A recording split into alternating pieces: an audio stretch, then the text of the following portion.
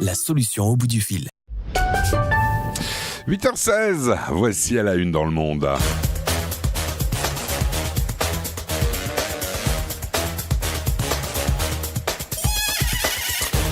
Et à la une dans le monde aujourd'hui, je vous le disais, fin d'année toujours propice au bilan en tout genre. Et donc nous allons faire un bilan géopolitique de cette année 2025, ainsi que voir un petit peu quelles sont les prévisions pour 2026. Et ce, Jonathan, en compagnie de notre invité. Il s'agit de Gérard Vespierre, géopolitologue et fondateur du site Le Monde Décrypté, que je vous engage à aller visiter. C'est toujours très intéressant. Jonathan, je vous laisse avec Gérard Vespierre. Gérard Vespierre, bonjour. Bonjour à vous. Alors on va commencer notre tour du monde, si vous le voulez bien, et notre bilan de l'année 2025 par le Proche-Orient. Tout d'abord, après 2 années de guerre en Israël, l'année 2025 a été marquée par l'accord de cessez-le-feu conclu par le président Trump dans la bande de Gaza. Alors j'ai une question toute simple et compliquée en même temps. Assiste-t-on à la révolution promise par le chef d'État américain, mais aussi par le Premier ministre Netanyahou, ou bien sommes-nous encore loin des changements promis par les deux chefs d'État? Je pense que les noms sont importants, mais mettre le nom du président Trump sur la signature du traité de cessez-le-feu, bon, c'est une gentillesse, mais la réalité, ça représente le travail de toutes les équipes américaines du département d'État, du Pentagone et bien sûr du gouvernement israélien, plus tous les pays et donc aussi les diplomaties de la région du Golfe, voire un peu plus, donc sur les bords de la Méditerranée avec l'Égypte, qui ont accompagné le processus. Donc il s'agit je crois qu'il est important de voir les vraies forces qui sont mises en œuvre. Et donc c'est à la fois un accord international avec la contribution américaine, mais aussi un accord fondamentalement régional. Alors, une année 2025 qui a aussi été marquée par un conflit entre l'Iran et Israël, 12 jours de frappes réciproques intenses, et à la fin de cette année 2025, tous les experts s'accordent à dire qu'une nouvelle guerre pourrait reprendre sous peu. Alors, est-ce que vous y croyez déjà? Et est-ce que ces bruits de bottes sont-ils synonymes d'échec pour Israël, qui n'a apparemment pas réussi à calmer les ardeurs belliqueuses de l'Iran? Ou au contraire, la République islamique cherche-t-elle à sauver l'honneur et les apparences après les revers essuyés au mois de juin dernier? Bon, d'abord, je ferai montrerai quelques hésitations sur le terme guerre, n'est-ce pas? Des frappes pendant une dizaine de jours, ce n'est pas une guerre à proprement parler, parce que si on parle de guerre pour les bombardements en Iran, alors quel terme doit-on utiliser pour l'Ukraine, n'est-ce pas? Donc voilà, je crois qu'il faut être très très prudent. Il s'agit d'une opération très limitée dans le temps et concentrée sur l'Iran, avec effectivement des frappes militaires on ne peut plus stratégiques. Donc c'est effectivement un événement très très important qui contribue à la déstabilisation intérieure et extérieure du régime iranien, qui a perdu donc son allié le Hamas, qui a perdu son allié Hezbollah, en tout cas qui est en très très très grande difficulté financière, politique et militaire au Liban, qui a perdu bien sûr l'appui de la Syrie et la contribution syrienne. Donc les Houthis maintenant sont beaucoup plus calmes et la situation intérieure iranienne est vraiment sur le bord d'une explosion. Donc c'est une contribution très importante finalement que la réponse globale israélienne, régionale, à l'attaque du 7 octobre qui était très très locale, mais la réponse coordonnée avec les États-Unis, donc depuis 2023, de frapper aussi les donc contributeurs alliés de l'Iran, que sont les milices que l'on connaît, que je viens de citer, eh bien, a été vraiment un événement, un retournement stratégique comme on n'en avait pas vu depuis longtemps au Proche et Moyen-Orient.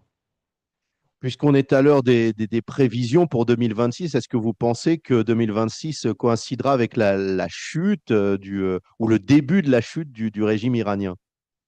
Je pense que chaque heure, chaque minute, chaque seconde nous rapproche effectivement de mouvements profonds en Iran. J'ai moi-même écrit l'an dernier un ouvrage vers la prochaine révolution iranienne. Donc, c'est quelque chose que effectivement les observateurs attendent parce que les conditions sont réunies, les conditions économiques, les conditions d'usure politique et les conditions de la fin d'un système avec un guide de plus de 87 ans, avec pratiquement 37 ans, je crois, de pouvoir. Et donc la pyramide nucléaire de la politique régionale iranienne et donc d'expansion, eh bien, a été mise à mal depuis maintenant une bonne dizaine d'années. Donc, je crois que le système iranien est effectivement à bout de souffle. Maintenant, la décision appartient aux Iraniennes et aux Iraniens eux-mêmes.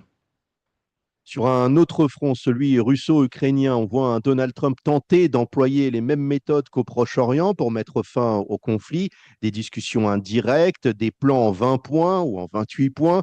Mais là, on sent que le président américain se heurte à un mur, à savoir Vladimir Poutine. Qu'est-ce qui pourra faire vaciller le chef du Kremlin et le convaincre de freiner ses velléités de conquête?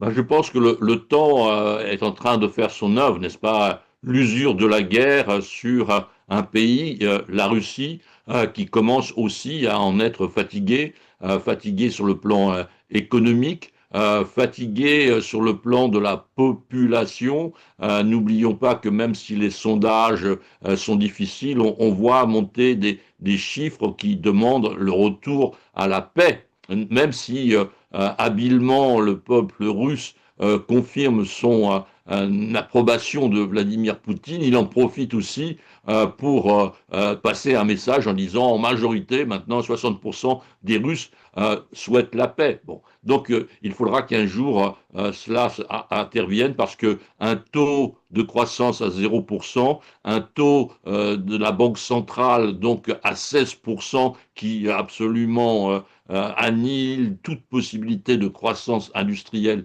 classique ou de consommation, d'investissement des ménages, cela ne peut pas durer, d'autant plus que les ventes de pétrole diminuent en volume et que les prix baissent. Donc les recettes russes sont parties à la baisse depuis déjà un ou deux trimestres, donc ça ne peut pas continuer et il faut effectivement que Vladimir Poutine prenne la décision finale. Espérons en 2026 qu'effectivement nous aurons un accord de cessez-le-feu au moins entre la Russie et l'Ukraine. Sinon, Gérard, pour terminer, on a beaucoup entendu plusieurs généraux européens, notamment en France, ou des responsables de l'OTAN soulever la menace d'une guerre imminente sur le sol européen en appelant les populations à se préparer au pire. Et Giorgia Meloni a d'ailleurs déclaré dans ses vœux de Noël que l'année 2026 allait être pire que l'année 2025. Alors pensez-vous que cette guerre que tout le monde craint frappe à la porte de l'Europe? Et si oui, quel sera l'ennemi, russe ou islamiste? Écoutez, là, on a affaire à des situations complètement différentes. On ne peut pas à la fois estimer que le cessez-le-feu est proche en Ukraine et que la Russie, après 1 million de morts et de blessés, 1 million de populations pratiquement parties dans les pays voisins et donc une situation économique difficile, va se lancer dans une aventure militaire qui implique 950 millions de citoyens libres vivant dans les pays de l'OTAN. Donc je crois qu'il faut raison garder. Oui, nous sommes dans un affrontement global avec la Russie, c'est certain, idéologique, cyber, informationnel, hybride. Regardons les vols de drones en Europe. Donc il y a cette situation absolument à prendre en compte. Ça, c'est effectivement le risque de 2026. Il faut y faire face de façon coordonnée. On ne peut pas accepter des attaques cyber venant de la Russie sans que les pays de l'OTAN, de façon déguisée ou de façon officielle,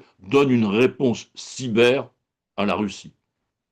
Est-ce que vous pensez, juste pour terminer, que la menace islamiste est beaucoup plus prégnante que la menace russe Je en pense que Europe? la menace islamiste n'existe que dans la mesure où il y a des combats au Proche et au Moyen-Orient. À partir du moment où on a eu cette flambée en Europe parce qu'effectivement, les pays occidentaux frappaient l'État islamique, frappait des musulmans, frappait des Arabes en particulier. Il y avait bien sûr d'autres populations tchétchènes, etc. Mais donc voilà, il y avait ce foyer, ce feu qui.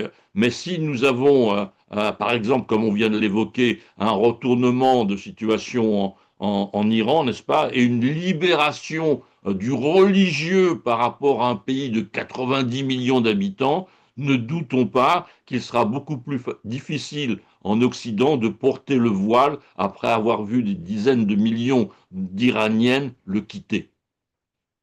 Gérard Vespierre, je vous remercie d'avoir répondu à nos questions. Merci à vous.